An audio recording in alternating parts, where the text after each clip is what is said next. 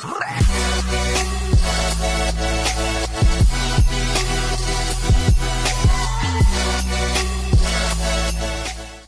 guys, welcome back to the Heel Podcast. We are here with our July episode.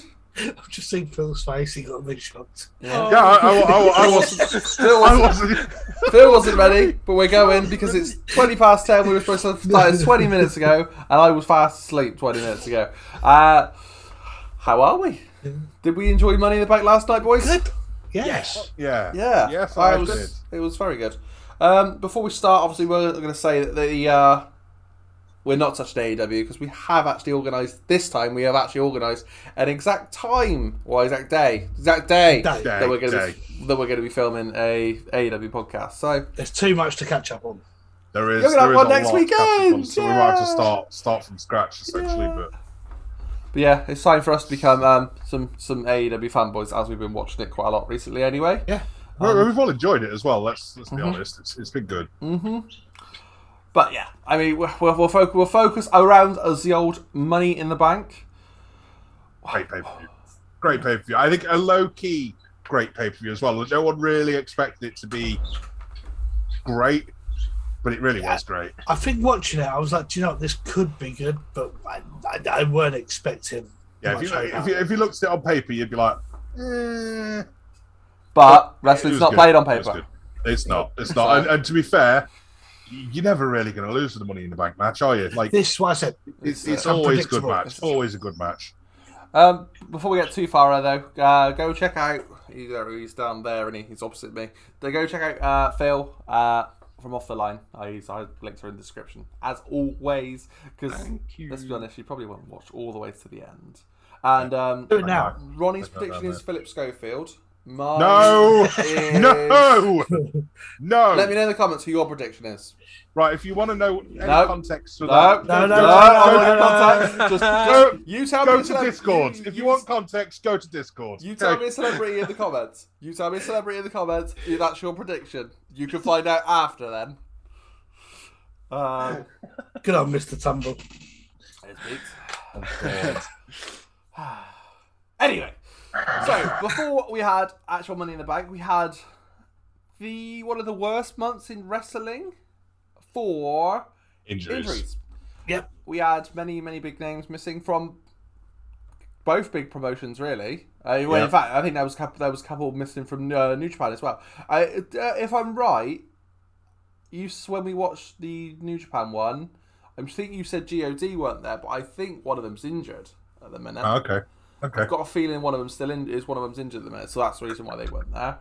But and then you've obviously had all the big names missing from. Well, you had CM Punk missing over in AEW, and then you've had Cody Rhodes, who was probably going to win this whole damn thing over here. And Rhea. I've got a feeling Rhea was going to win the belt last night as well. So she was against Bianca, yeah. Was supposed to be, yeah. And sorry, TikTok, we put out a video on that, but yeah, that was a shower of shit, that match. It wasn't the greatest. It was clean. Every move was fine. There was no botches. We'll get to it now. Yeah. Come on. Do it in order, mate. No, just say. Maybe skip the women's Money in the Bank until nearer the end. Yeah. All right, we'll do that because that was fun. That was fun. But Bobby Lashley, Austin Theory match.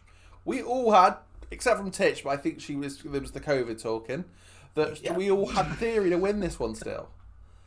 Yeah. And he lost. And I was very, very surprised. Yeah, me too, because they've got massive plans for Theory, and it was obvious they have massive plans for Theory, but it just didn't make sense to take the belt off him. I thought it was way too soon. I thought there'd be a massive long run with him. There had to be. Yeah, I thought it was the wrong decision to take it off him, to be honest with you, but hey, things change. Yes, I know. But even if things hadn't changed,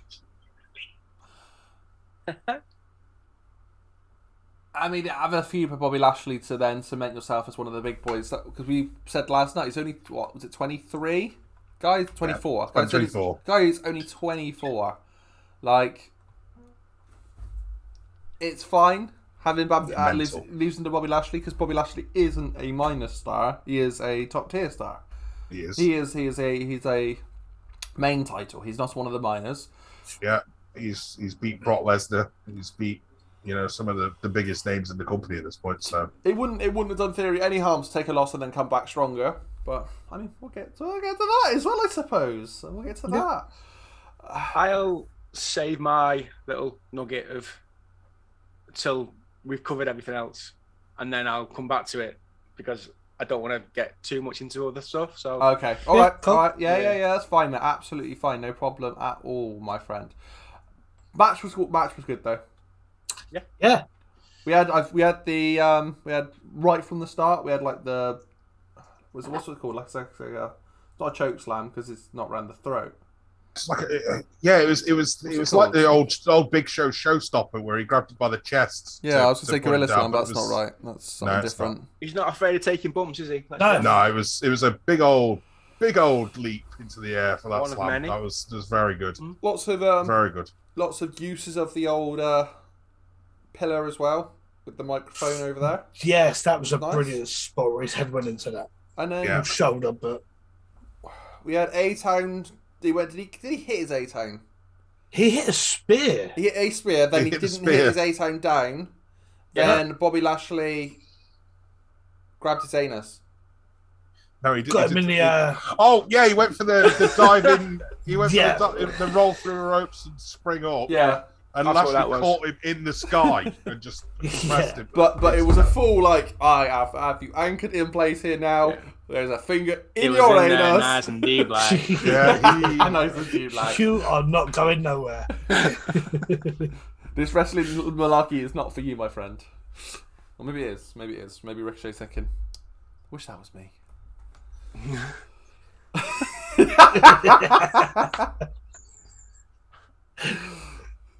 Anyway, Somebody's just woke up. no, it was a fantastic match. It really was. Yeah. It's. I don't think there's much more that can be said about it. It was a really good match, from start to finish. It was obvious that Bobby was going to come out, be the powerhouse, dominate the Yeah. match. It was clear that Theory was going to do the wily heel stuff. To be honest with you, on several points, I called that Theory was going to roll out and just run off to keep his Yeah. title because obviously he counts out It he would have retained made his sense. belt. I genuinely thought that was the way it was going to go. I'm surprised it didn't. I was. We Um, Go on. We were definitely all shocked. yeah, It was. obviously Theory with the move theft, hitting the spear. Lashley went for his finishes pretty early on in the match as well. Like, Yeah.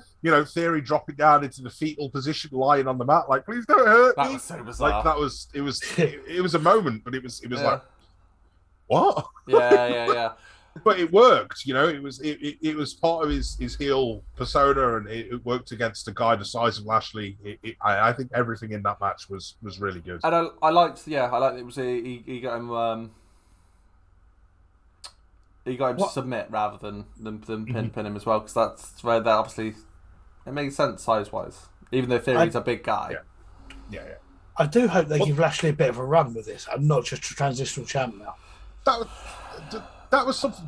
I'm just going back a second to what you just said there, Dan, about Lashley being and Theory still being a big guy. It's one thing they mentioned on commentary last night because, like, Lashley was throwing him round, like just absolutely Like he was launched nothing. him round, like he was a tiny little skinny dude.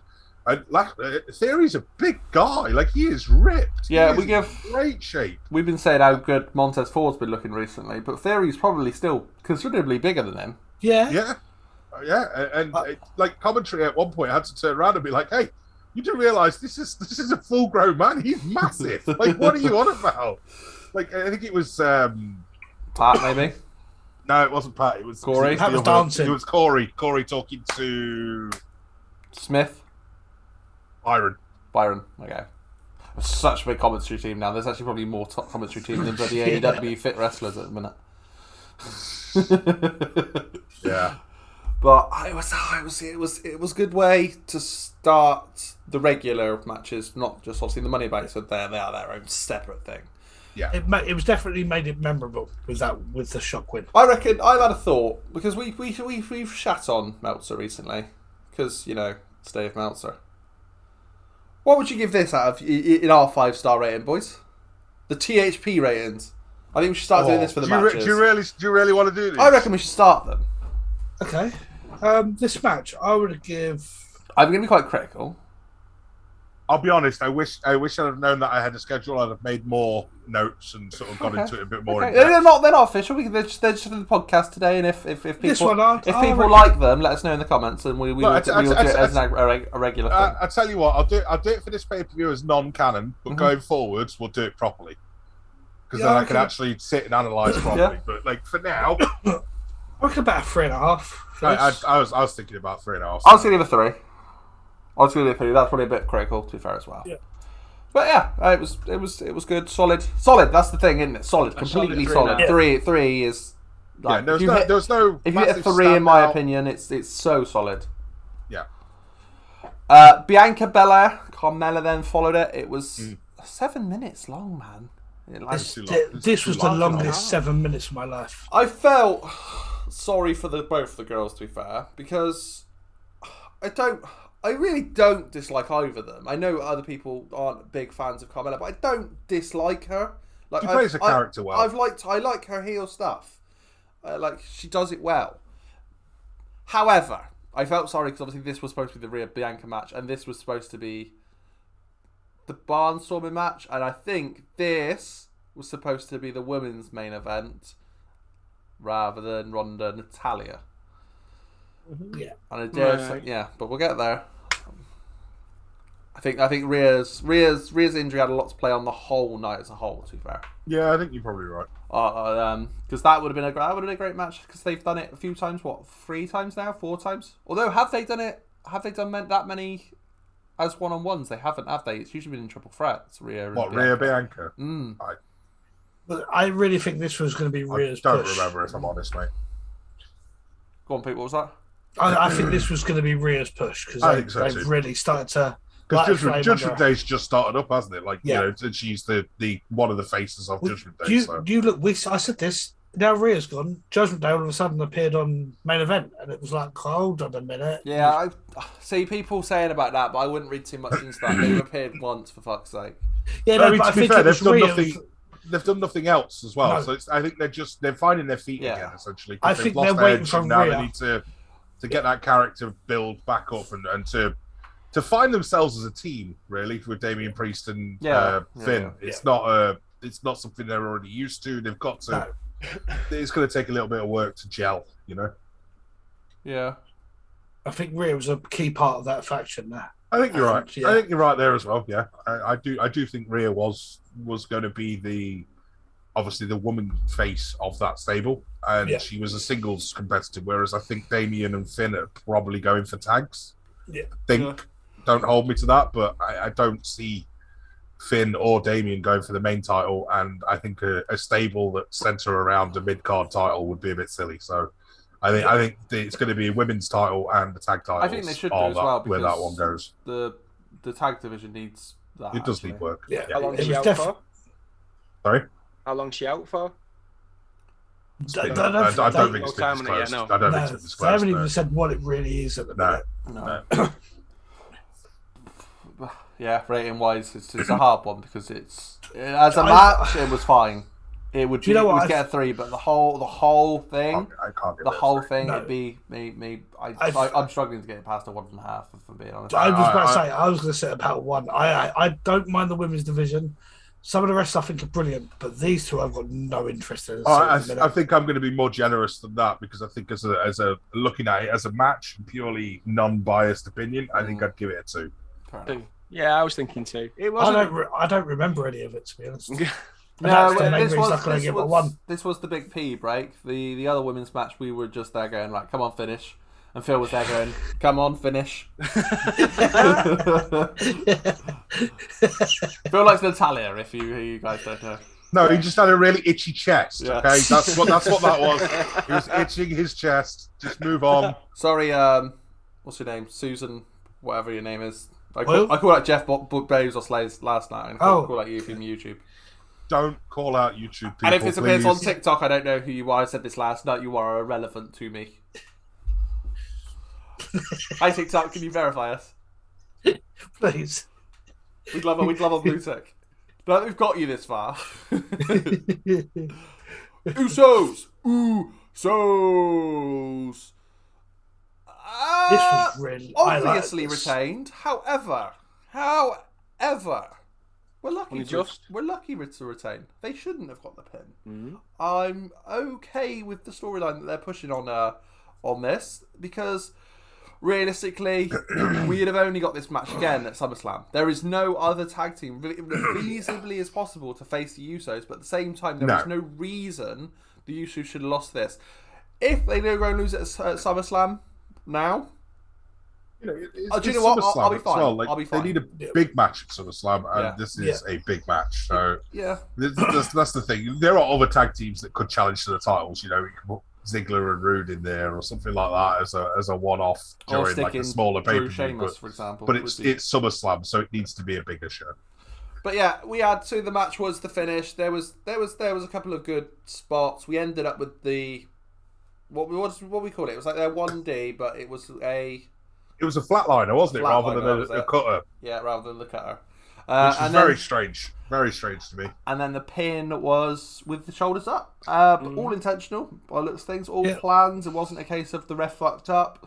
It's part of the storyline. Storytelling. We missed it though, didn't we? Initially? We did. It wasn't until we saw Montez Ford go in. My shoulders were up. My shoulders were up. Yeah, it was good. It was good camera work. For them to hide the fact that his shoulder was up originally as well. Yeah. Talking of camera work. Yeah, talking of camera work. That Montez's flip over the corner.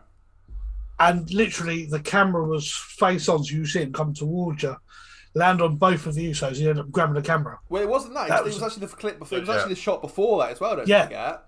So they made it like they had both, like they had they had Montez up, or it'd be the other way on the screen. Yeah. So you'd have Montez over here, running in, but you could still see the Uso stood at the bottom here, and the height difference as well that actually is. Yeah. It was a really good shot. Then it cut to then Dean stood like corner on, post here, Montez forward up here. That was a good shot, and then it jumped into it. He flips over, jumps into it, and grabs the camera as well, and actually interacts with the camera. I want to see that more. I do want to see that more. So that's something that The Rock and Jericho used to do a lot. A lot of camera. I love that. I'm not saying I want it all the time, but maybe once every 2 or 3 pay-per-views. It's a nice touch. It does add something to your matches all the time. Where he landed, where the cameraman was, the cameraman was actually in the crowd. Was he really? Yeah, the cameraman was the other side of the barrier. Because if you think about it, he landed where the barrier was. Yeah. So the cameraman was the other side of the barrier. So I think it was the timekeeper's area, not the crowd itself. But he was behind the barrier, which is quite unusual for a cameraman. Yeah. I really enjoyed that. Really good obviously camera a planned spot, but it was good.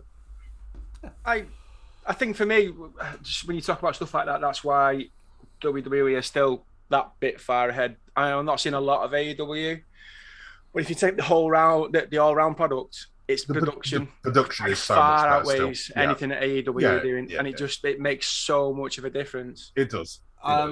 Yeah, I mean, you say you haven't watched very much AEW, but it is still one thing that we've called out a few times on AEW. That just bad production, bad camera angles, things like that, like watching people blade. Yeah, it's bad. That was the thing. We saw in Blade.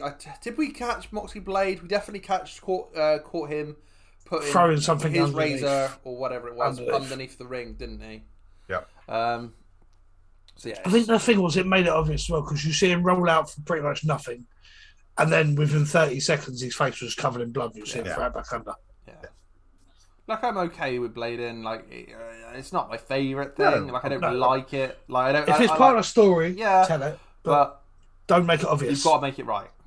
To be fair though, that's not even on the wrestlers because they did the right thing. Yeah. It's the production being in the wrong place. It's the production. That's the difference still at the minute for the whole thing is the production level. But again, they will learn. Budget as well though, Pete. Yeah. You employ the best people, then you've got to pay the best. You got to pay the top money. That's true. I will say I can't imagine that AEW is scrimping on the payments. No. It's completely. No. Yeah. But it's a business at the end of the day. There want to be some balance in income and outgoings. Well, it's not so much that either. I think the big difference is that the people, the team that are working at WWE have been doing it for so long. Yeah, it comes with experience. They have that experience and that knowledge. And know If you're going to come where and things are, rival what things somebody, are. then you would think that you would, again, get the right people in to match it as much as you can and as close as you can. And they've not done that. I've I got don't- to I admit, don't- Solely on the wrestling, haven't they? But I don't think they originally said that they wanted to. They No. didn't come in as a rival. They came in as an But- alternative. Is their thing? They They might It's not all have right. wanted to, but they are obviously they're going to be. Whether they think it, it's all, or the fans will just portray that, which they have. It's for me, they focus solely on the wrestling, whereas WWE as a product as a whole, it's by far the greater because of stuff like the camera work and the. yeah. Yeah, and I mean that really showed in that match last night. Yeah, that it did. really It did. show. It did. Yeah. But I'm trying to think what else happened in the match, but there was. It was a slow burner. Thing is, it's for me tags. I said it on the stream last night, and I've said it multiple times. For me, tags at the minute I'm finding really dull. It was a And it slow was a burn. slow If you remember burner. at the start of that match, we were all a bit like. The problem is it just followed that This could probably long hurry up and pee end. break in Bianca Carmella. Yeah. But Yeah. again, if Rhea's out, then realistically, who's Bianca going to face next? So, and I'm going back to that one quickly. She got beaten up by Carmella, so probably after the match, which there's means we're more to probably going to get Bianca Yeah. and Carmella again at Slam. Yeah. The one That good thing I say might about be this- made into a triple threat or something. Though, in fairness. Hopefully, but because Carmella's not going to take off Bianca. One thing I did notice, it needed someone like Montez Ford's energy in this match, which it showed really, really well. Because without that, this match would have been another long, slow match. It's his charisma as well. The guy's like a Yeah. freight train, isn't he? Like he just don't builds stop. and builds and builds and builds and builds and builds and builds. It's just it will not stop. It just keeps getting better and better and better. He's doing so good. I tell you what though, we've not mentioned them, but like it's the fucking Usos. Oh, okay. Like they're always good. Yeah. They're always good. They Yeah. never put on bad matches. You know, I don't know why we overlooked them really, and we were just like, no, it won't be great. But For they've me- always been good. Their push came out of nowhere, and purely because of COVID, and they were really struggling. I never expected it. I never expected the Usos to be where they are. Really? Really? Oh Yeah, no, I've really enjoyed them. even before COVID, they were still I one enjoyed of my I was about to say, one of my all-time. look at their rivalries Never- with the New Day. Like they were way before COVID. They were big. I didn't think there'll be listen, headliners. For me, they wasn't. They've never been. For me, they've never been as big as they are now. Never. And I did not see it coming. No. Don't get me wrong. The bloodline stuff has elevated them. Still. Yeah. There's no doubt about It's the that. best part of their career, And they but- are good. Yeah. They are good. I think that kind of shows, considering it shows when the Usos only really got their first Mania appearance this year. Yeah, Crazy, I know. that. I mean, Absolute shows. but maybe that shows that maybe we're just I think they're being elevated so much, maybe and we've been before the yeah. WWE have. it's an I'm just interesting stuck one. by him as well, considering what one of them's been up to. Yeah, Bit odd, bit strange. yeah. Bit strange that the But yeah, didn't see it coming. But fair play. And they did the Ask Them Anything segment on Friday as well, didn't they? I was fully expecting someone to ask, like, "Where's your wife?" yeah. When's your next DUI? Yeah. One thing we said actually during the stream, though, don't forget, is that we actually gave Dawkins some praise last night. He did. Oh, really? Link said he was a bit harsh on him. We do, we have done, because this is the problem. Dawkins is not a terrible wrestler. He's not even a bad wrestler, I wouldn't say. It's because he's in a tag team with Montez Ford. And Dawkins, watching him last night, the guy can move. He is fast. He is big. He, for me, could easily be on the level of someone like Madcap Moss, sort of size, stature, wrestling ability. He's got some agility. He did the flip out the side of the ring, didn't he? I tell you what, you called Madcap Moss there. It'd be a perfect tag partner for him. He would be. But again, That's where guys like that belong. I'm sorry, but it is. I wouldn't mind seeing Dawkins have a mouthpiece and then having a little single runs, but he does need a mouthpiece because I said Montez last Ford night he carries them on the mic. I said last night, I think there'd be really good singles wrestlers, and I'd love to see him with someone like MVP. Because MVP, I think he'll do well on the mic for him. Yeah. I think that's where Dawkins should be. To be honest, I would have liked to have seen it before the his gimmick change, but I would have liked to have seen if we were going to have LA Knight as a mouthpiece, I'd like to see LA Knight have Dawkins, to be fair. Yeah, so we can call him Dawkins. No. Before that gimmick. Before this whole model thing. But him being actually LA Knight. And I said last night, when the split does happen, they're going to have an awesome match. Dark Ken. But they will. Montez Ford and Dawkins will have a great... Right, hopefully... Well, that's it. This is the thing. We don't always have to split up tag teams. Like, obviously, we've been calling for it for years for New Day. Oh, we haven't. No, but like, there's always been talks like, okay, they're going to split up eventually. We had, especially when recently with the Big E stuff, and one of them's going to turn on each other. Maybe it's Woods could be the mastermind. He turns and then he goes and forms off his own stuff. I think they're all benefiting from that though, where Street Profits would both benefit so much more from a split. I don't know about so much more, but I think they would definitely both see a benefit of also then mixing up and moving away from each other for a bit. Because they could easily bring it back. Marty Jannetty wasn't even the Marty Jannetty of his second tag team. That's the funny part. Well, look, Shawn Michaels always said that Marty Jannetty was the better wrestler. He was just the charisma. His second tag team, because they did the New Rockers, didn't they, with Marty Jannetty and Al Snow, I think it was. Oh, God. Yeah. Actually, to be fair, he was actually Marty Jannetty in that one as well, when you think about Al Snow's career afterwards. Right now, obviously. Marty just kind of, went off to murder people in the back alleys of bowling alleys. In 6 years' time, I think we could legit say that I'm moving on. Marty Jannetty. No, not Marty Jannetty. Dawkins is the Jannetty of his team, but right now, because obviously there is such a Montez Ford isn't obviously looks like he's going to reach the level of Shawn anytime soon. So I don't know. Maybe give it another 6 years or so, and then we'll be able to judge that. Shawn didn't at first. I was about to say, you say anytime soon, but no one expected it from Shawn. But again, for me, this is less Marty. This is less Rockers, more maybe Jericho. Like Chris Jericho's way ahead of because they were both fully established well before that tag team started. Yeah, no, I'm saying in the difference between them. Yeah. Like I think more a Heart Foundation because people elevated Brett straight away. Because obviously the Big Show's still miles behind Chris Jericho at that point, wasn't he? Let's be honest. He was a long way behind. I mean, he'd been a several-time world champion. Doesn't matter. He still wasn't Chris Jericho. Still wasn't Chris Jericho, and that is what it is to the Street Profits. I think he held the world title. Dawkins is good at that point, but he's not Montez Ford. And that's basically what we get. I think they'll split up and he'll leave. He'll be out in the next round of cuts. Wishing him best on his future endeavours. I don't think you're wrong. I think he'll do get well, the Tucker. He'll get the Tucker Knight treatment. Yeah, I hope not because Tucker was really good as well when you think about it. Yeah, Tucker was look probably at what he the did more back in the Elimination Chamber when he was doing those big high flying stuff. And he's a big dude. Like we've seen nothing from him since he left either, which is bizarre. Well, this is it as well.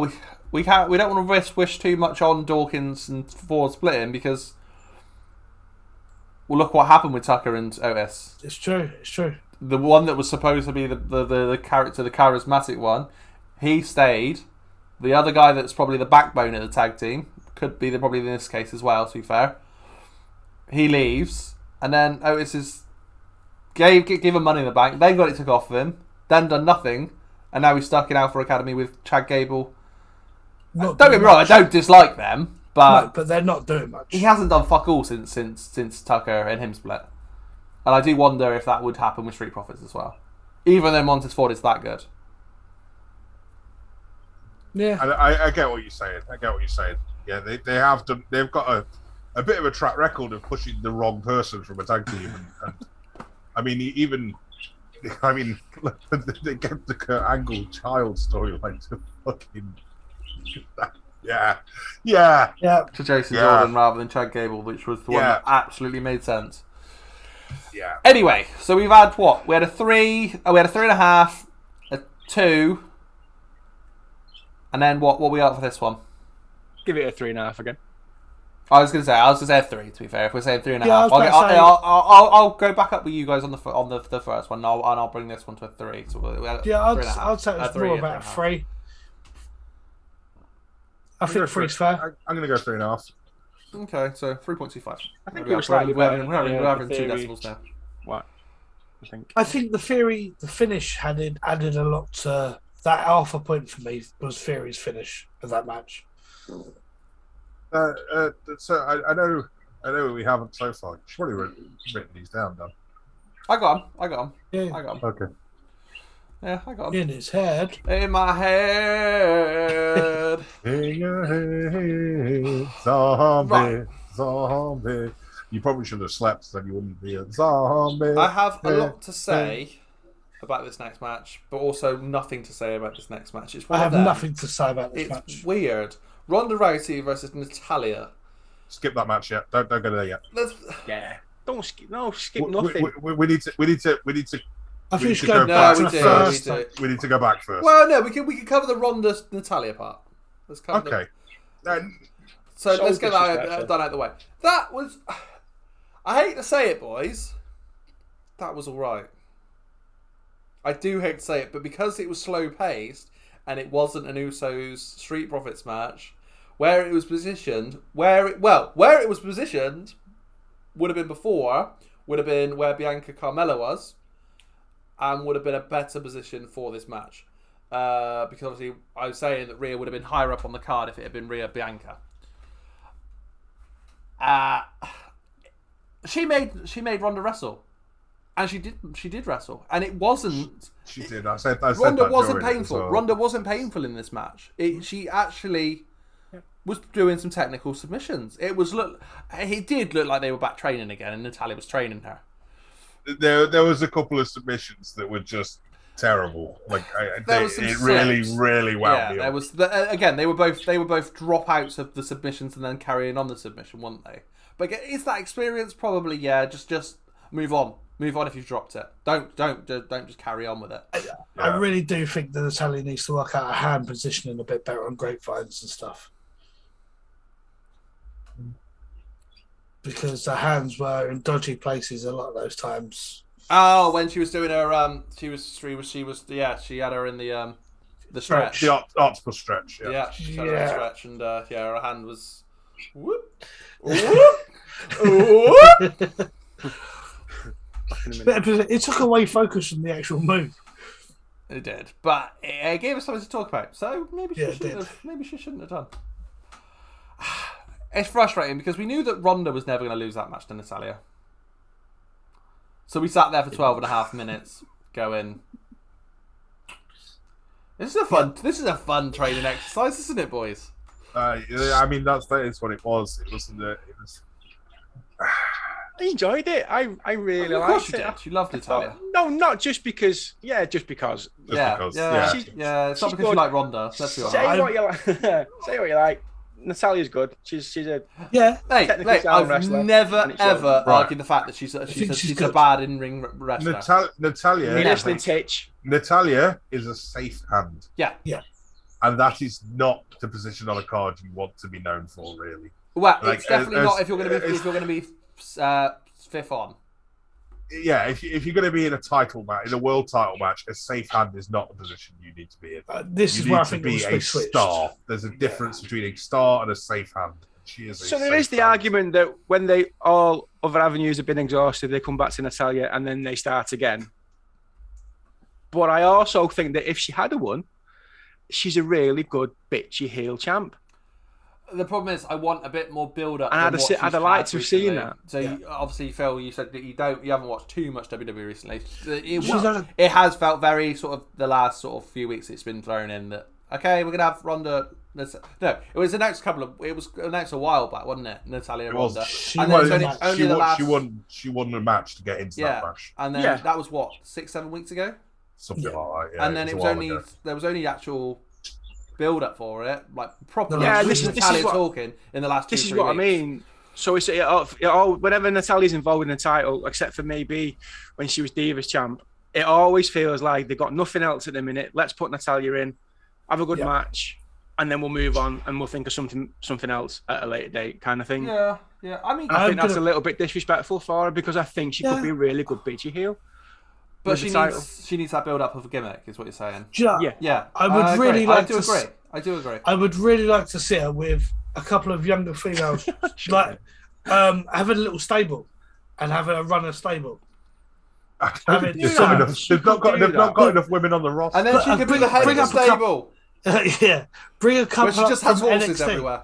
But just bring a couple up from NXT or something and have her lead this little stable there. I think that would be really good storylines. Because maybe rival Toxic Attraction when they come up. She's so well known as being the woman that trains people when they come through. Yeah. So actually, if they could transition that gimmick, but yeah, not faces. I cannot stand Natalya face. That makes me want to shoot. Even myself. I can't stand that. Just team her with fucking Shotzi, for fuck's sake. We've got one that used to fart for a living and one that used to shit for a living. There you go. Like, Link's right itself. I know, man, that you've add into that equation as well. Link's forgot about that spot, innit? You completely forgot about the sharpshooter on the hardest part of the ring. Oh, no, I didn't. That's what it was. One of the submissions that really wound me up. Yeah. Like, it just,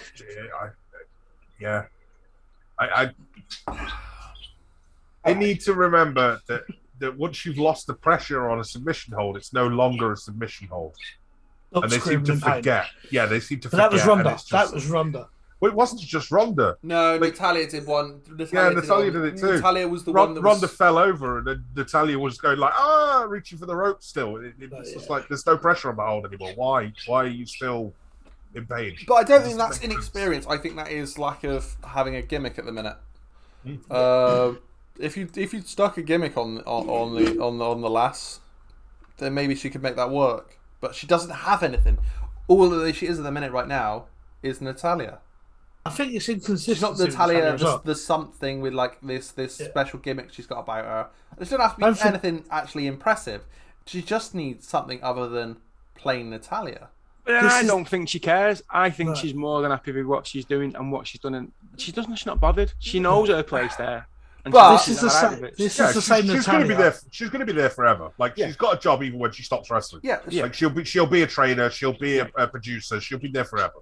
Yeah. Like she's got a job for life in that company because she's paid the dues, and fair play to her. She has. She is a safe hand. She'd be great for training. She has been great for training. I've got nothing against Natalya being in the company, working for the company. Even particularly as a wrestler.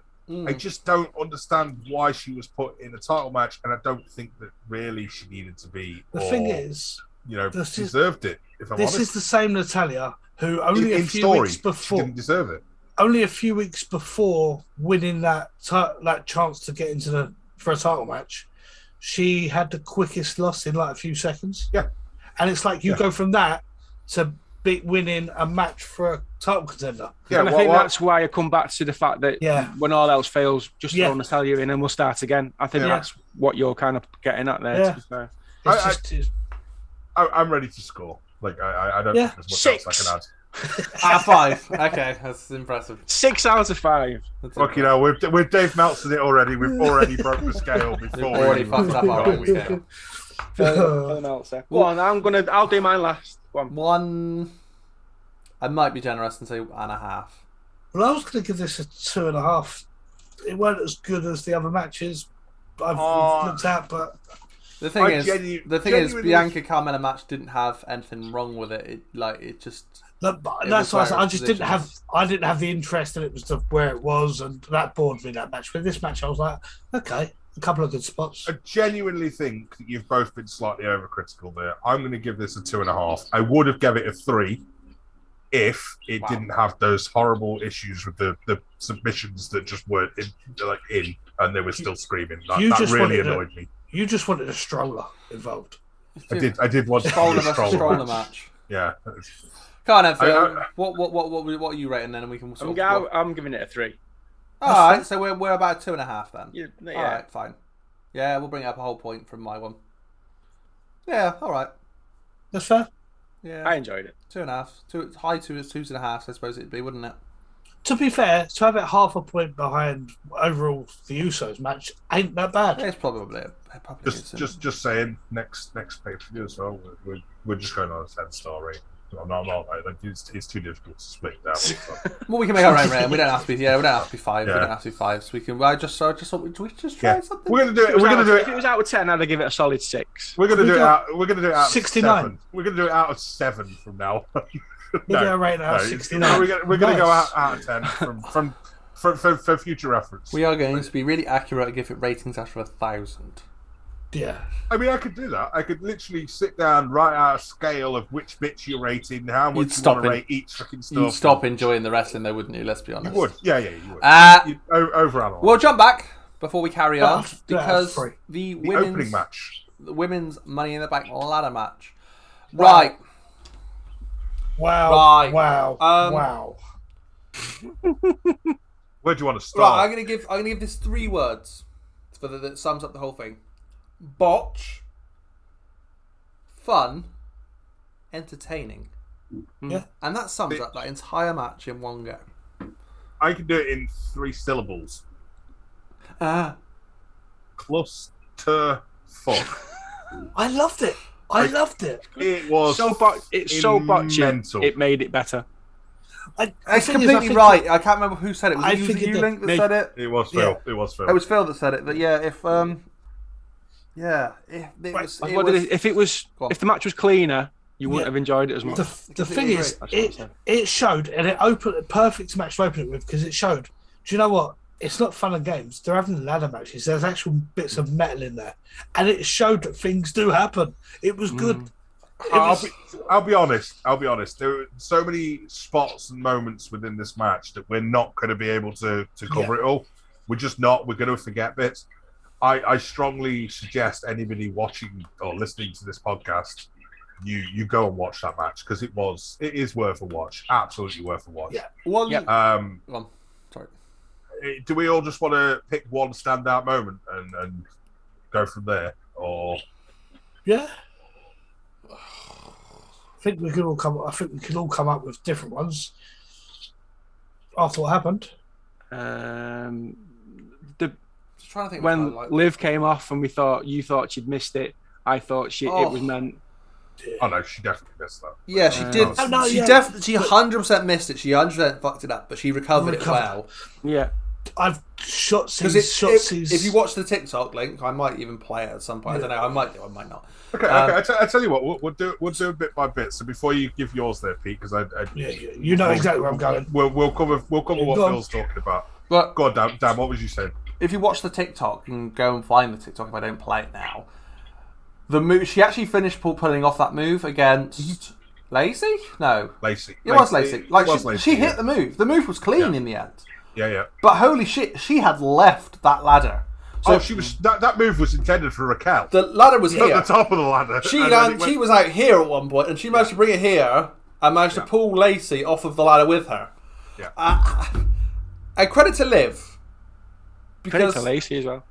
Yeah. Well, and Lacey realised, if I don't just completely drop here, Liv will die. Yeah. And I think it really was that serious at that moment as well. Like she was gone. She was on a trajectory straight down, on her head first to the floor. Like there was couldn't have saved that. No way of protecting herself there at all. She was done. Yeah. She got so lucky that she was able to grab hold of Lacey and turn it into that sunset flip that it was. It wasn't intentional. Like I'm telling you now, she was supposed to grab Raquel, and she started to climb over Raquel to go into that position, but she just dropped. Like she must have lost her leg grip on Raquel, and she dropped. And I mean, our reactions from that will say it all because I myself, genuinely, I thought that's it. She's just died. Like I am literally watching someone die. That it'll haunt me. It'll absolutely haunt me, almost as much as the moment that Pete's going to mention. No, I was going to, but I think I knew which one I was going for. But I'm going to go for a different because I think Link might go for that. A spot that I really, really enjoyed and weren't expecting was the Becky Lynch onto Asuka onto that ladder outside.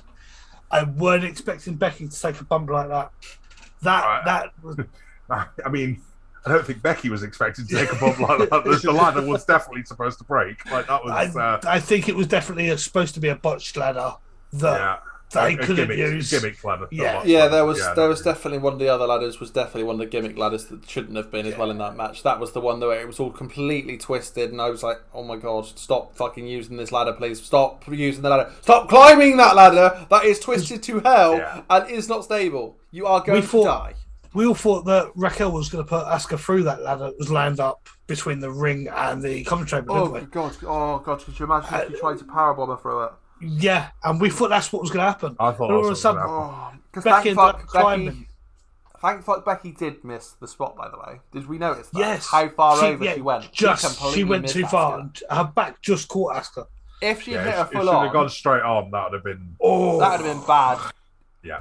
With a bit of luck, if she had a landed straight on and it was a gimmick ladder and it was supposed to snap, but maybe maybe there wasn't enough pressure from Becky because I mean she's not a big woman anymore. She never was, but she's not a heavy woman. So maybe there wasn't enough power on that corner. Don't forget the corners, even on the gimmick one, the edges are going to still be the strongest part of the ladder. Yeah, I was about to say because it did tip a bit, and I thought, it was a gimmick, but maybe it was more the middle. Yeah, I think if she'd have landed further back as well. And it still didn't go, she'd have bounced back up and gone over backwards, back towards the ladder she just jumped off and probably smacked her head on it. So she was very lucky she went the way she did. What I thought was really good, though, is that move took them two out. And we kind of thought they were going to have their feud. They take themselves out. Fair play. There was the one they did it at the beginning of it, didn't they? Didn't they? The two of them went off for a little bit. Yeah, in the ring. It was the one thing I called right last night and actually got right. I didn't do well in the predictions, but I actually called this and said I can't see Asuka or Becky winning it. One, for a start, they don't need it.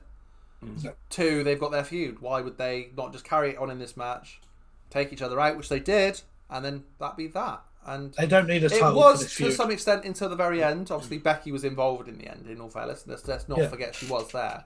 But she wasn't really. She could have been anyone at that point. It didn't matter who it was. You say there, Dan, as well though that you didn't do very well at predictions. I think that's a good thing in some respect because it wasn't a particularly predictable pay-per-view. It's true. Because considering the fact that I'm not. All right, Kurt. It's true. It's damn true. I'm not. I'm not thick when it comes to AEW, and especially. I've watched, obviously, New Japan's Wrestle Kingdom the last couple of years, so I know something about Wrestle Kingdom. And I did really well in those predictions, didn't I? I think I got one wrong all night for that pay-per-view. Yeah. And people gave WWE a lot of shit for being predictable, and this pay-per-view was far from predictable. Money in the Bank's always good for that. Yeah. They can throw curveballs left, right, and centre with Money in the Bank. Dan, what's your moment from the Shotzi headshot.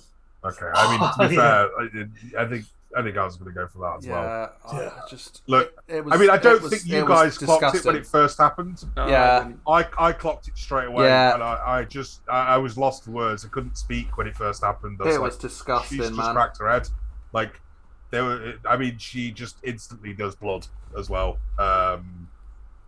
It wasn't good. I've not seen an update on her yet to see how she is.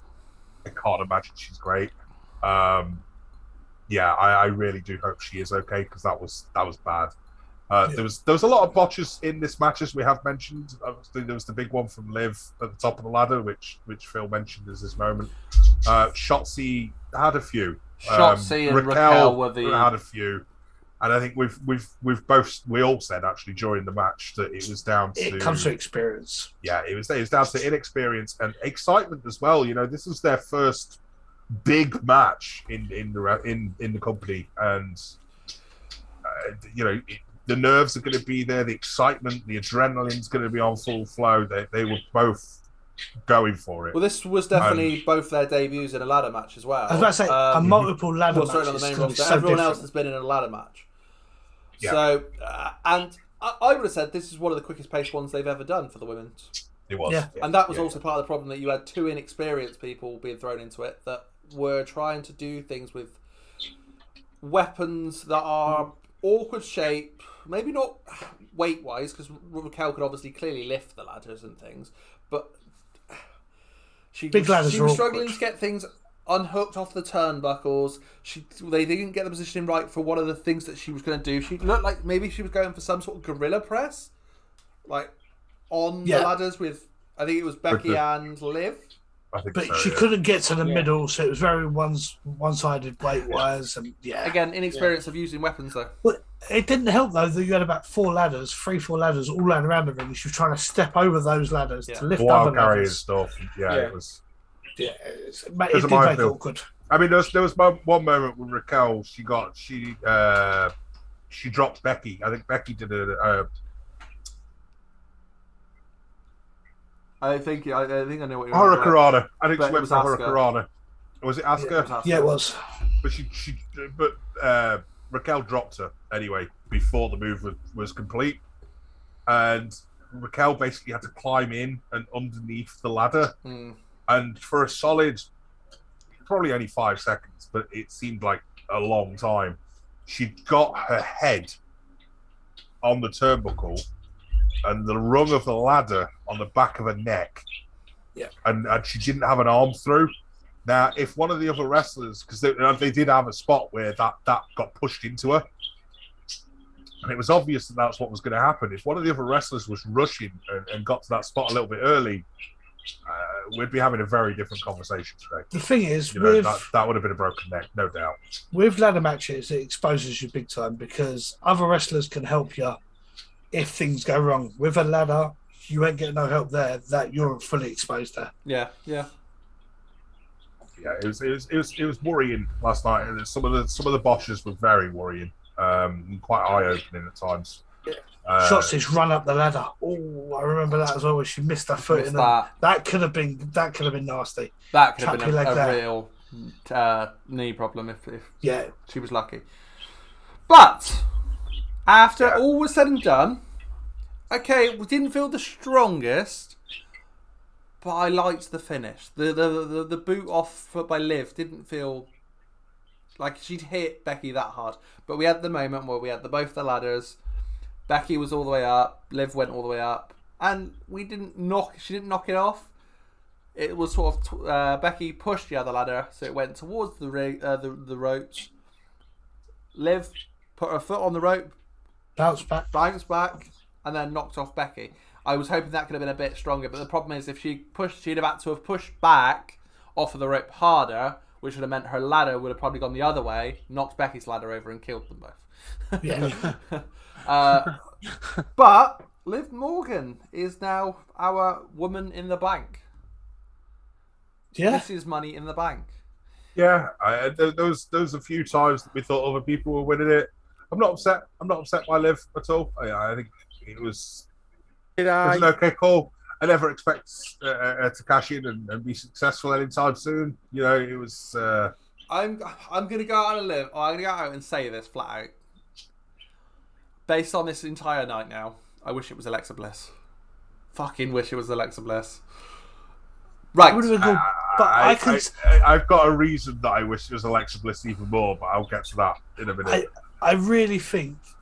I thought maybe Bliss would have got this, but I think they need to iron out what she's doing gimmick-wise first. Yeah, she's a bit. She's a bit limbo. You could have done that with the Money in the. That could have been her new gimmick, though, couldn't it? We've had that. It gives you a gimmick. It does, doesn't yeah. it? We are Brock stick with the boombox. I think it's stick with Lily or not, and that no one really quite knows what's going on. But apart from Lily, did get a new credit card. Lily did get a new credit card, and did me and Link are good in there later on in the show. That she went backstage and she found Lily, and she was talking about merch, and I thought, maybe they're just pushing the WWE shop, and then I thought, maybe it's something different. And then no, they pushed the WWE Visa cards. Like, oh, this was an advert, wasn't it? Fuck. It was an advert. Fuck. Okay. Did I hear "You Deserve It" chants? By the way, did anybody pick up on that? Yeah, when Liv won. Yeah, so Liv got the win, and Liv is a big favourite there. There was a few more later on in the night, but we'll get to that, I'm sure. Let's just finish this off quickly. Out of 5. I'm going to give this one a 4. I really, really liked it, and it showed what ladder matches are dangerous. They're not all safe. I really liked it. Right. I'm gonna gonna go 4 because I think I know where I'm gonna put the men's ladder match as well. So yeah. As this one's non-canon and will not be part of the thing going forward, so it's just based on for a one night only. I'm just going to give this one a 5. I think it was match of the night. And you was going to say that? Yeah. No, I'm not quite there. 4, I think. Yeah, I think if we're judging it, because obviously, yes, the botches make it. However, there were still far too fucking many. Yeah. I think you can still have a 5-star match and have botches. This I was don't a think you can match. have a This was 5-star a match fight. and have that many botches. It was a lot. It was more of a fight than a match. This one was just like all guns blazing. It was just mental. So we've jumped back. Shall we jump forward again now? Yes. So, Ronda Rousey beats Natalya. Beats her by submission, which we all obviously expected. We knew that was going to happen. Damaged Ronda's knee. Damaged her knee. Was not very much though. She was just sort of it's hobbling the sharpshooter. along. Well, it was the sharpshooter that's supposed to damage. Yeah. And then after the match, Liv Morgan's dingly dingly music started playing. We don't like her music. No, it's terrible. I was like, well, you saw our reactions on the TikToks again. Like, no. We all said it needs a nice long build. Do not do this. Do not do this. And it fully looked like she was going to lose it, basically. She was going to catch it and lose straight away. And it looked like she was going to, because she runs went in, straight into the ankle lock. Lock. Ronda dropped it, which then made it even more look like it was going to be even worse. She dropped it by accident. She then picks it up and then carries on. And I'm like, oh God, really don't now. Please don't now. And she didn't. Yeah. She didn't need to rewind a little bit though, because it was you, Dan, that said that you think it wasn't going to happen tonight, but it had to happen tonight. Oh, last night. Yeah. So you're right. Before the match, we had this weird stage of 3 or 4 adverts. We'll go on to We will talk about that before we talk about the main event. We will just say the Kevin Owens one out of all of that was for nothing. Why was it there? Yeah, we'll cover them. The Miz wasn't there. But it does play into this though, doesn't it? There was a big gap. It was a massive gap, as if something was happening in the arena. We was to the point we were saying maybe before the Natalya match, even before the Natalya match, not between the Natalya match and this. Yeah, no, not between the cash and the Natalya, the actual main match. No, before the Ronda Natalya, it was a big one. To the point we were going, I wonder if something's happened in the arena. And then maybe we were too much into it somewhere, and we came back on air. Pat sounded a bit dejected. Right, let's get on with this then. I don't know how long the gap was, but it did seem like it was a good maybe 5-10 minutes at one point. And it was like, that's a long time for a promo break. I have the hypothesis that maybe Ronda's either doesn't want the title at the minute and has asked to be dropped it earlier than what she wants that she's going to do. Maybe she was supposed to drop maybe she was supposed to drop it at SummerSlam and she's had a paddy and didn't want to drop it at SummerSlam. Maybe she's having a break. Maybe she's injured. But it did feel like that this was kind of rushed. And I dare say, if Rhea and Bianca had have been on, this cash-in wouldn't have happened last night. No. I mean, there's multiple things that wouldn't have happened. Because of Rhea's injury. Well, Rhea's injury, obviously Cody's injury. Lots of injuries played a massive part in even WWE have got an injury bug at the moment as well. Kevin Owens is out. Yeah. Yeah, I really think Kevin Owens would have been featured. But I do feel like this was changed very suddenly. To the point that it also then explains why Ronda wasn't that beaten down for the baddest woman on the planet. She wasn't that fucked up for somebody legitimately like Liv to cash in successfully and become the new SmackDown Women's Champion. It would suggest that there was a bit more that went on to that, and that's why I think it happened. I think it did genuinely happen just before backstage, just before the match at backstage. And they threw It'd be interesting. It'd be interesting to see if they do, the WWE backstage bits before pay-per-views quite a lot. I wonder if they'll do one before this one. Interested to see if they do. Are they still doing the 24s? That's what I mean. Yeah, I thought they were doing those two. I mean, they come do out a few, really but delayed, it's not don't every. Yeah, they do. And I think if they do, I wonder if you'll see one on because the heavy focus bit will be on Liv. We'll be on this. It would be. So yeah, I wonder if we'll get to see something. I mean, it'll be on Liv because she successfully cashed in. successfully She did. cashed in. We Yeah, didn't I already actually said get to that. the I success. already said Yeah. that. I called it, by the way. I'd already said that. You did call it, apparently. I don't remember did. saying it, but we'll say you did. He said someone will cash in tonight He did. and win on this match. Yeah. The thing is, I don't think he said this match specifically, but he did say someone will cash it. No, I he said, said I can't Natalia remember will win. where I said it. I said Natalia would beat Ronda, and then that's when the cash-in would happen. Yeah, He did. here's a thought. Do you think we would have got a bigger pop if she cashed in on Natalia? no. Because I don't. because people don't, not necessarily in the arena, but Yeah, around the I world. think she because probably people would have been Yeah. really pissed off with Natalia. Like Yeah, I think it's like so. a best of a bad situation. I think in that situation, Ronda being the world champion on Natalia, and at this point, I People think Don't Ronda like is the better Ronda. one.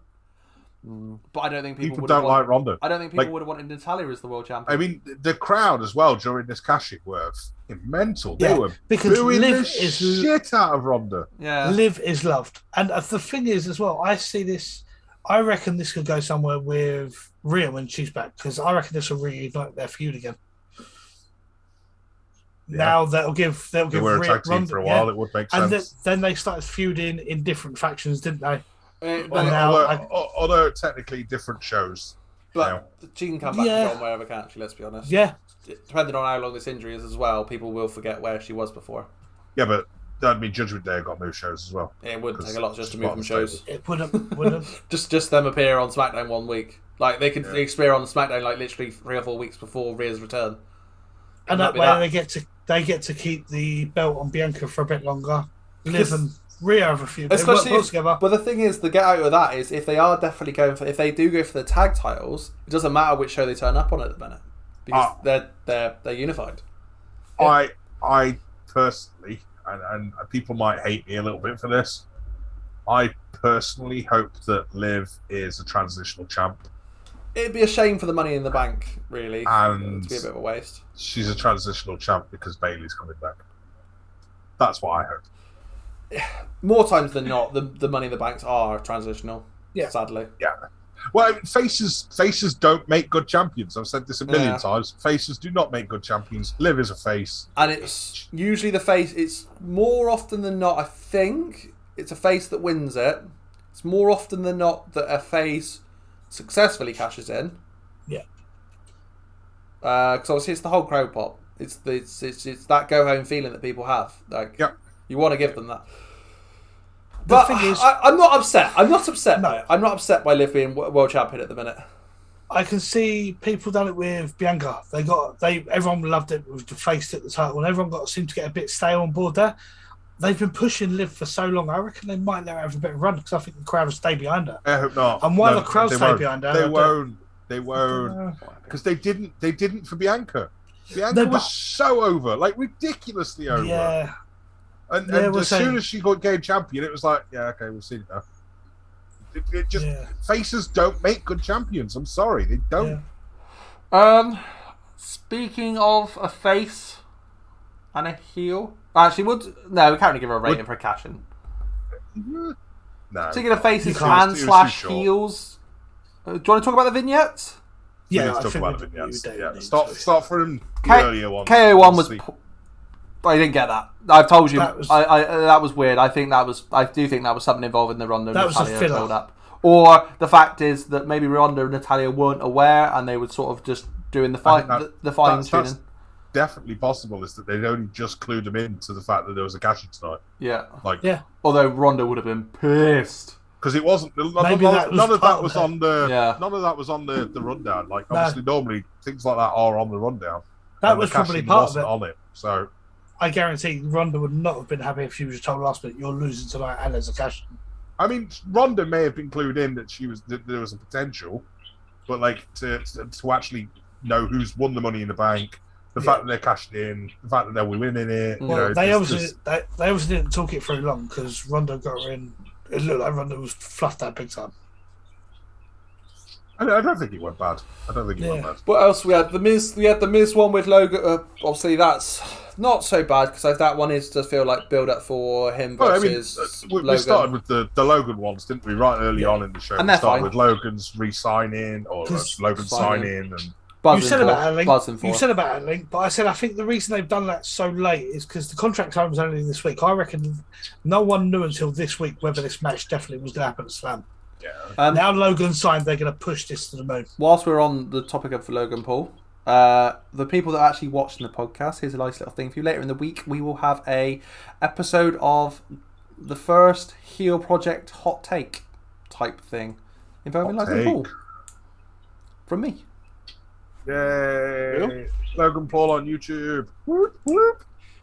Not just the views, but genuine opinion from me, and I'm gonna voice it there. Come and watch it later in the week. Anyway, I'm excited for this match. The promos have been really good for it. Well, I mean, we've not had it confirmed it's going to be a match yet. I mean, it's pretty obvious it will, but it's not been. The Miz will be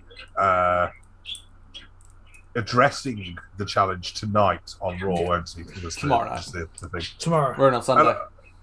Saturday pay-per-views again. Jesus, yeah. Well, I mean, I don't know when this is coming out. It might not be Maybe out today.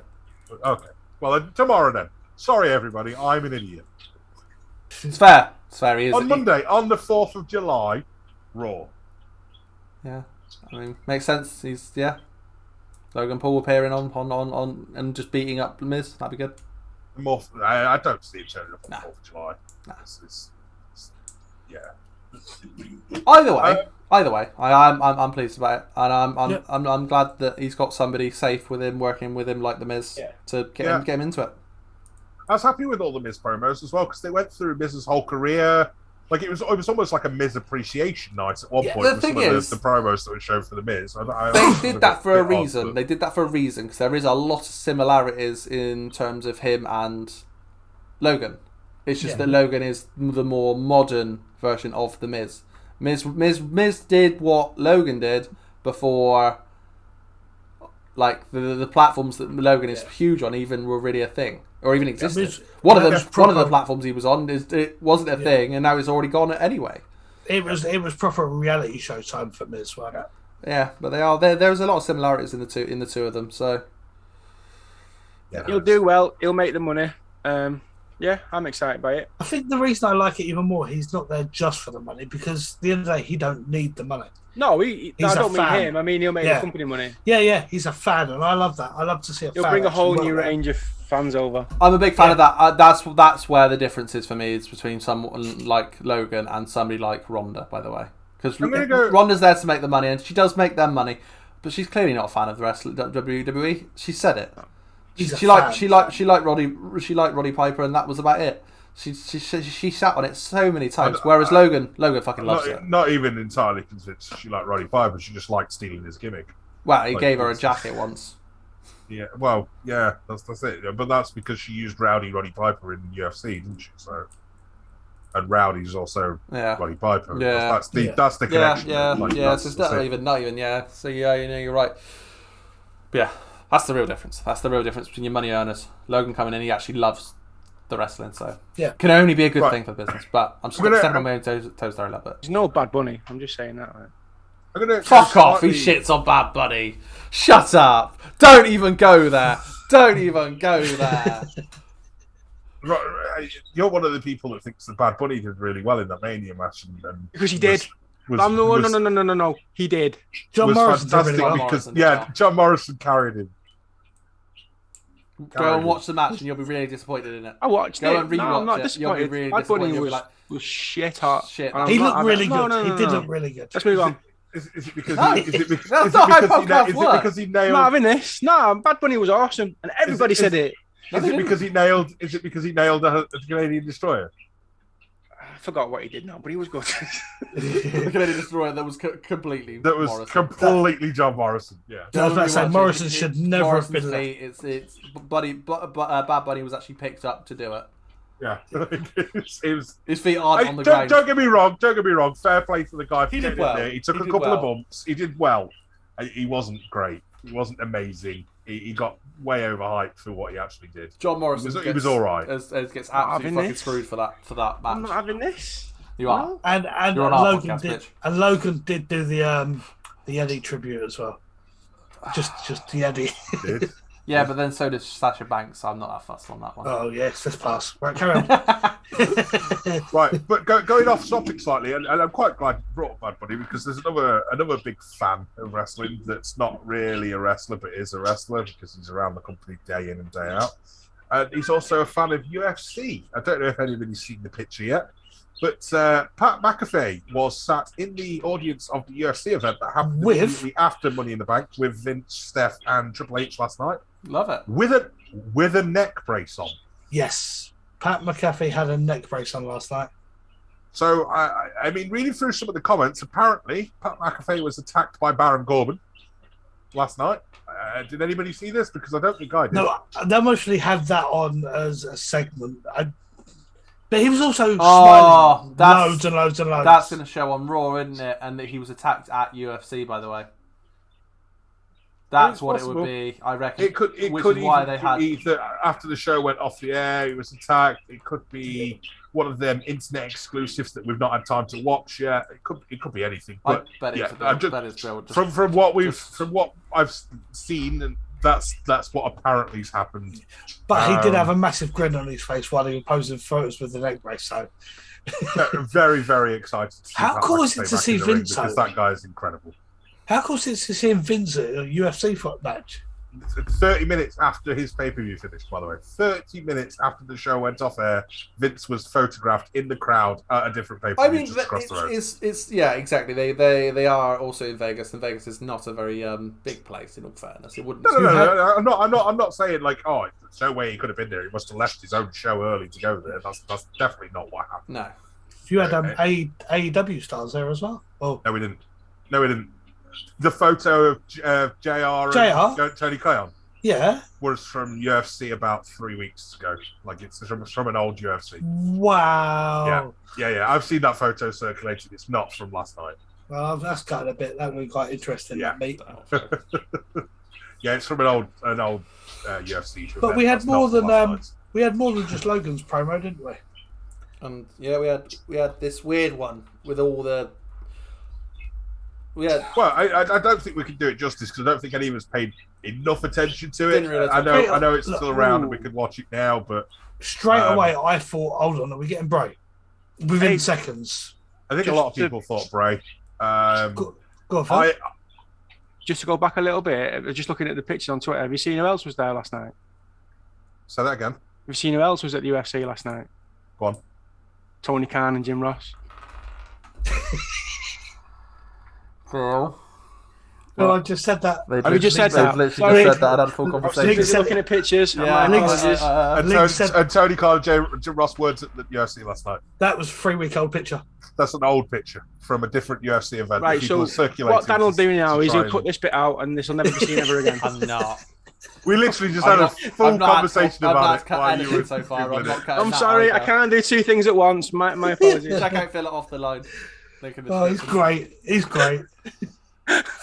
I knew that's where he was going. As soon as he was like, "Oh, that's cool," I was like, "I know exactly what." We need to listen to him. We need to listen because he's about to make a tit of himself. We love you, Phil.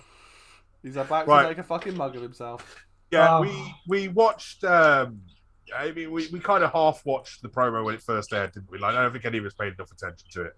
But the one thing that I did pick up on was the gold medals. Mm-hmm. That's what we all think. That focused on that a lot. So because I think they popped up twice during the promo. Yeah. So I was like, oh, Kurt Angle, like gold medals. Who else could it be realistically? And the guys were both like, no, it's Gable Steveson. Yeah. I think we've seen a little bit more now. We know who it is now. Yeah, we're pretty confident. So there's Latino Heat license plate in there. There's a lot of crucifixes, crosses. It's blood, fire, and things You've like got that. The Hardy's gloves. There's the Hardy's old wristband. There's the Dudley's old glasses with the tape. So it's all leading to the return of a former gimmick, I think. Yeah, a rated R gimmick. No, it's before the rated R gimmick. It's definitely Edge. It just has to be. It's old There's no school one Edge. else really. Yeah, but it's because I mean that's it's Brood, isn't it? Like that the whole thing was done in the style of Brood. I'm not upset to see Edge coming back soon. This will be more Brood, less Judgment Day. So, and Do you know obviously what, got though? his own. I am a bit worried about that because if Presumably. they are going to bring this back, for me, you would need Gangrel and Christian involved somewhere, and that's not happening. I mean, Gangrel and Christian obviously. Yeah. Well. That's You not say happening. that. It's just You like say that, but if you stuck Edge in the main title picture for now, no one's going to argue with it. yeah. We're saying that there's not enough people at the top to even to be with Brock and Roman. I mean, you can stick Edge in that, and okay, fine. Yeah. Do you know what I mean? So Be you don't interesting. necessarily need to have Christian and Gangrel. Yeah, it'll Would be they have interesting to see how something? they Yeah, go. 100%. Do you need Well, I mean, them? Not necessarily. They split up Judgment Day just after the Cody thing, didn't they? Yeah. Just after Cody's injury, and I said all along I think Edge was the next. Face. Cody the did next, it. no, the Feud. next Cody feud. Feud, yeah. Right. And I think that's why Edge went off TV because Cody had been injured and that feud just wasn't going to happen anymore. So I think that's why they changed the Judgment Day stuff. I think honestly, I think Cody's injury changed so much within their plans. And I think that's one big difference as well between AEW and WWE is WWE aren't afraid to change things on the fly and to go in a completely different direction. Mm-hmm.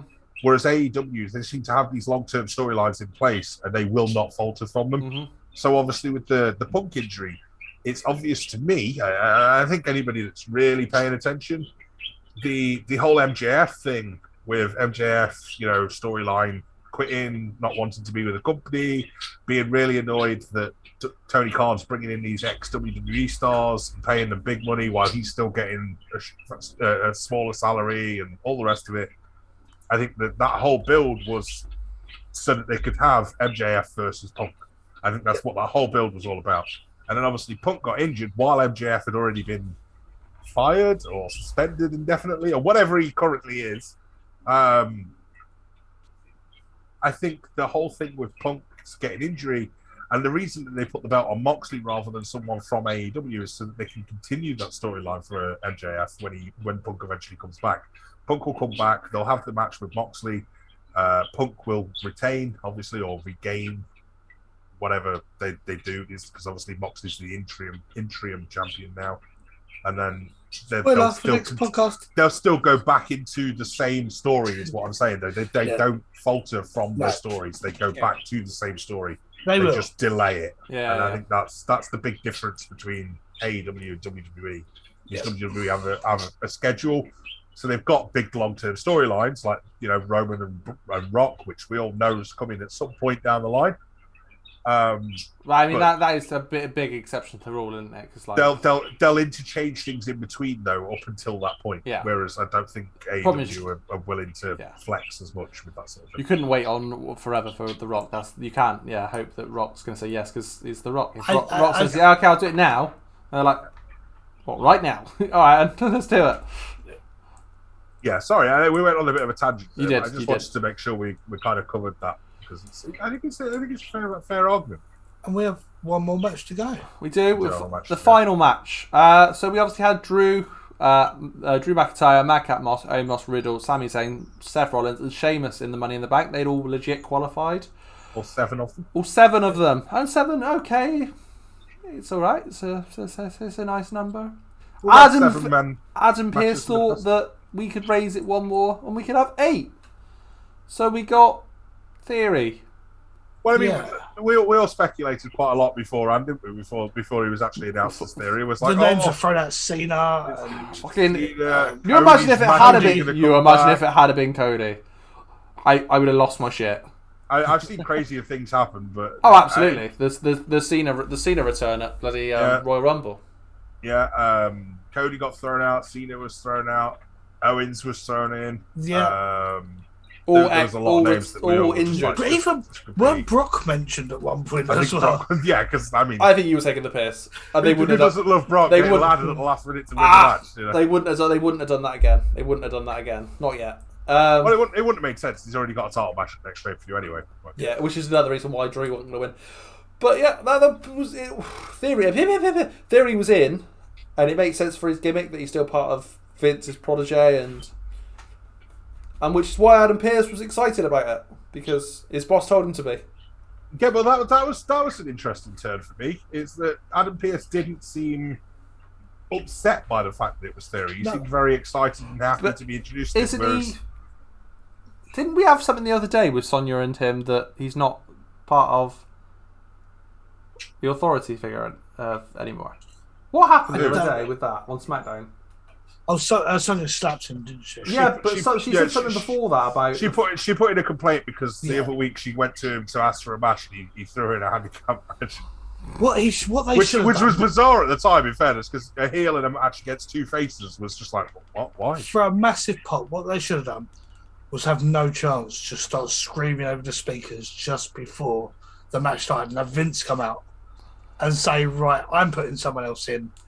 Theory. I think that's what should have happened, to be honest. Yeah, I think Vince should have come out. I'm surprised it didn't, because obviously, Vince has been out on weekly TV every show since God, everything kicked off. We won't talk about that too much, no. but yeah.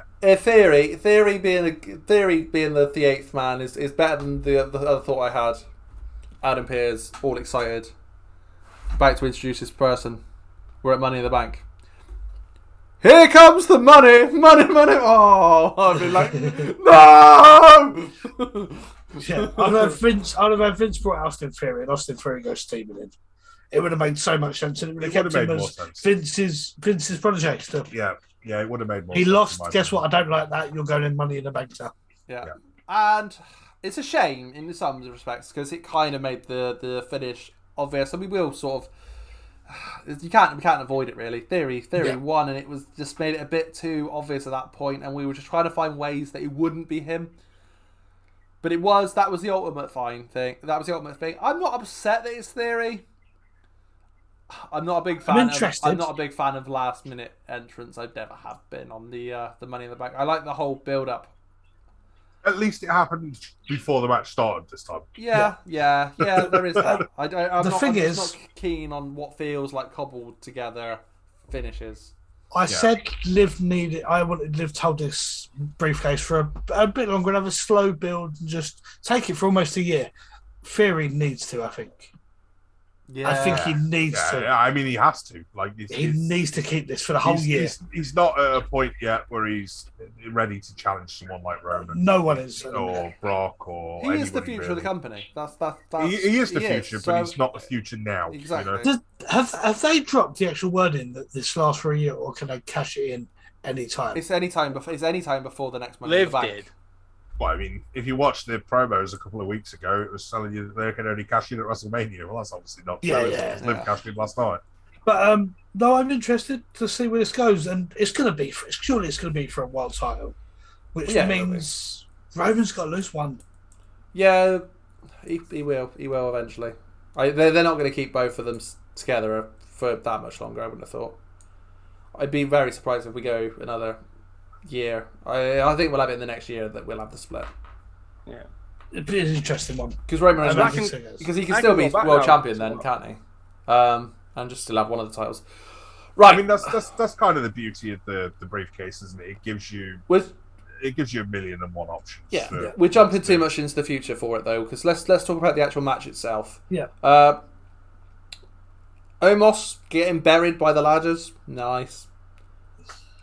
Omos for me, there was in this match there was the spot of the whole night though, the spot of the entire night, the Shield, the 6-man Shield powerbomb to Omos. Launched, he flew. I loved that. That was so good. Launched him. And so good. To be fair, Omos impressed me last night.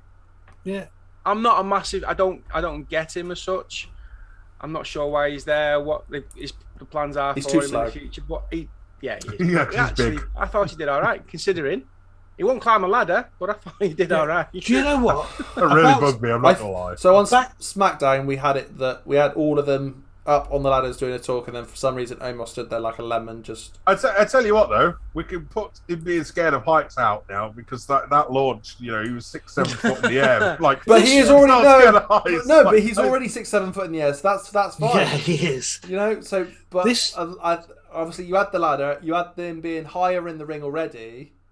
He went up 2 rungs of a ladder. He's 7 foot in the air. His legs aren't. Like, But no, it's I've got to admit, for that shield power bomb still as well, give have it you some noticed, scared. to make it look even, you don't think how tall he was in the air, because the smallest man there, Theory, kept out of that. All the other people that done that were all big dudes. Yeah, they all are big. I'm gonna stop us. I know we call it a shield power bomb, and I get why, because It was Seth that was orchestrated. Seth organised it all. Yeah. But it wasn't really. No, it wasn't. It wasn't a power bomb at all. No. It No, was it was like more of a razor's edge. God, you couldn't They do a just power bomb with 6 of you. threw the guy. You couldn't do It was power a- bombs with 6 of you. It wouldn't work. It was more of a razor's edge. It went, see you later. But it was nice that they actually lifted him up and held him for a while as well. It wasn't just a huh! It was a ready, steady, you're going, bitch. Whoosh. They full on launched him. I got a bit worried at one point. I thought his head was going to collide with one of the casters from the chairs or something. I was like, oh god. But he was fine. And then the only thing that happened was somebody went, oh no, Our table. the table, it broke. I'm trying to think of massive moments in this match. I like the Pete Dunne moment that I called. The Pete Dunne was good. It was funny. It was funny. Yeah. The super. Sorry, Butch for this. Yeah. The super RKO. Arcade bro, Yes. whatever we're calling that. All right. Yeah. It's all right. That was good. It was Yeah. predictable. That's the thing. It was predictable. Very good. We knew it was going to happen. The floating bro. Good move. Good spot. The build up for everyone else is crap, and it always has been. I mean, Stood there watching it.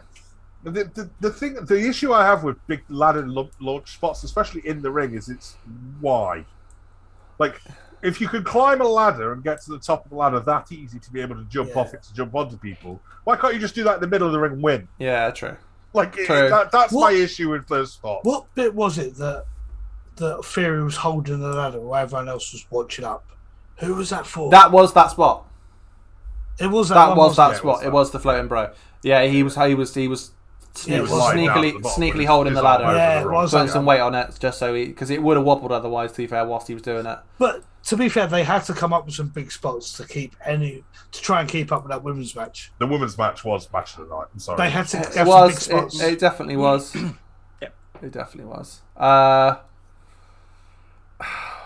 I just don't know what to really say about it because the whole theory there being added in last minute did take away a lot of it. I'll give you a spot from this match Go on. that we can talk about. Theory getting the absolute living shit beat out I've of seen him this. by Sheamus Sheamus and and Drew. fucking Drew on the ring.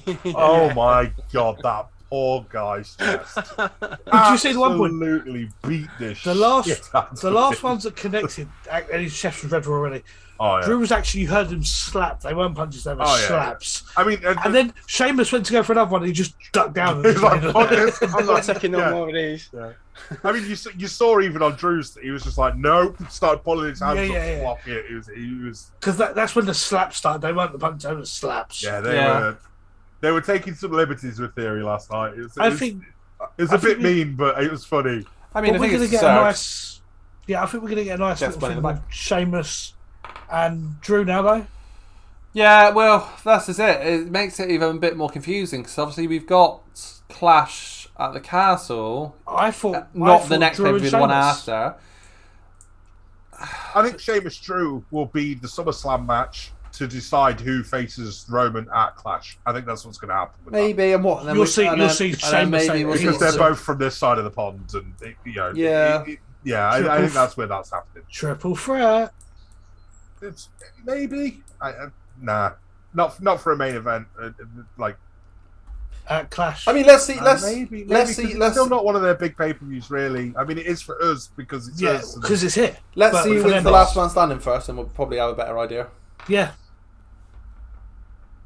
Don't you think? we will. Yeah, I'll be honest. Oh, Go on. oh. Do you remember the last time we see Brock and Theory together? When was They that? were best friends, weren't they? Elimination It was Chamber. a chamber, wasn't it, when he threw him off? When he threw him off of the. Launched him off the So, pod. I Oh, wonder if yeah, you've got Theory now with a Money in the Bank. I wonder if Brock picks up a belt. I mean, it's one way to go full circle, isn't it? Yeah.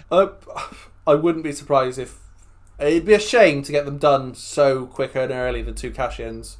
But after a last man standing match, It's a good opportunity. it's a perfect opportunity. Problem is it already too scripted at this? Is it too obvious at this point? Probably not, knowing WWE.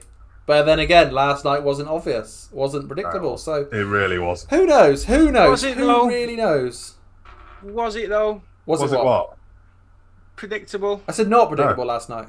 No, it was It should have been. unpredictable. It I should think have been. I'd say How do 4 experienced, old long-term wrestling fans not clock on that when Theory lost, he wasn't going to be added in later on? I was about to say. But the thing is, that's the point though, Phil. So before that, none of us 4 certainly, didn't see Theory losing that match earlier in the night. No. Well, when we did our said this, predictions before the said show.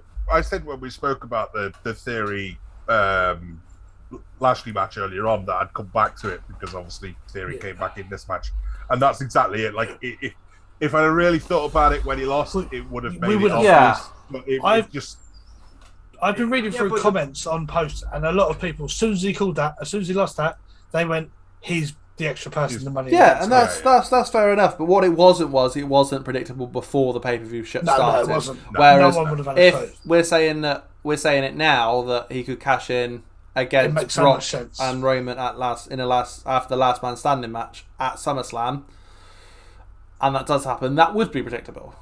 Whereas this wasn't predictable before the show started. Is he going to go for the world title? With Theory, he's got to. There's no way that they'd put him for the minor. That would be pointless. It'd be a waste of the match. Yeah, I was just thinking, do you know what would be kind of cool?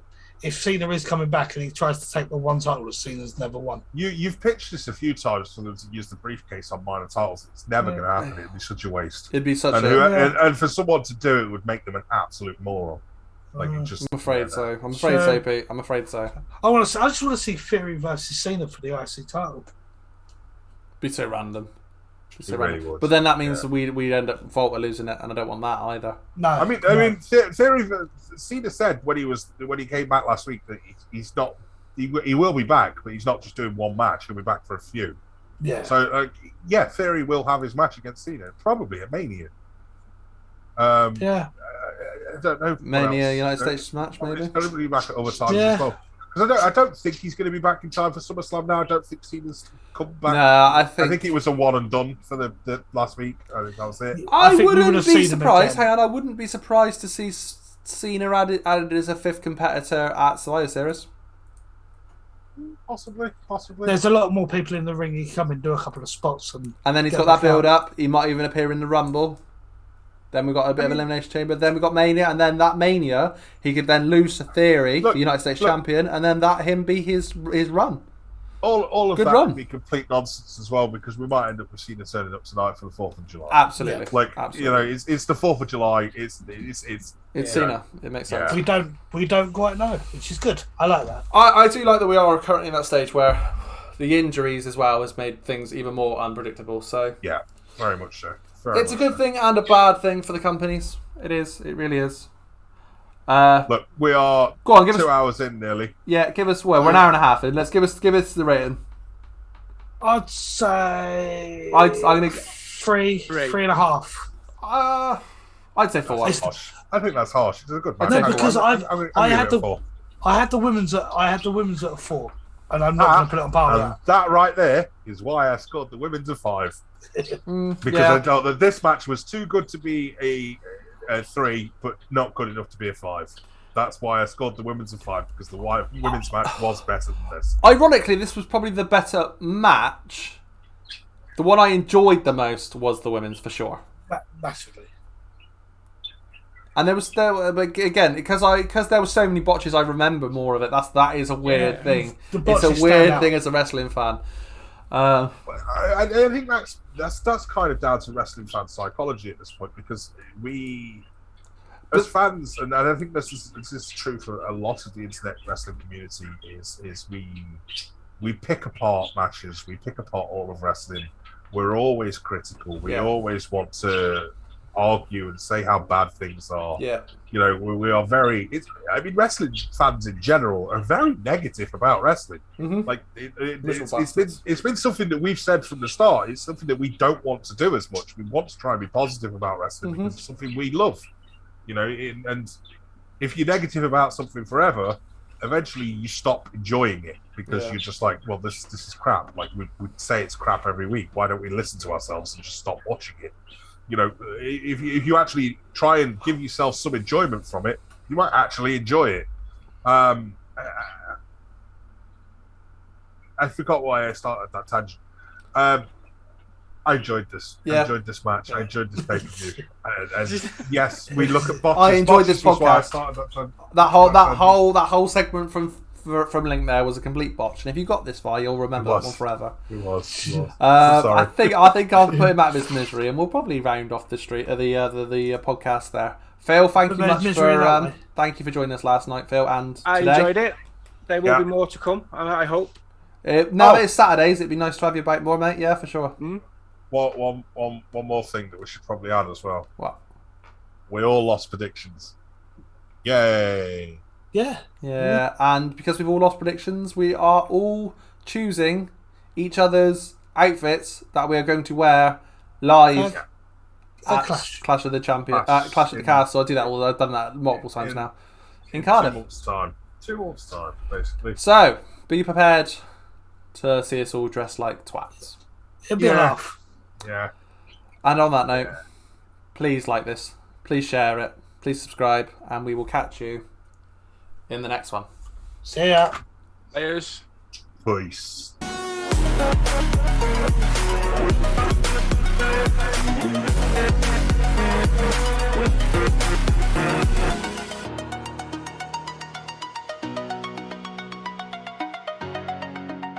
Peace. Peace. Rest. And peace. Peace.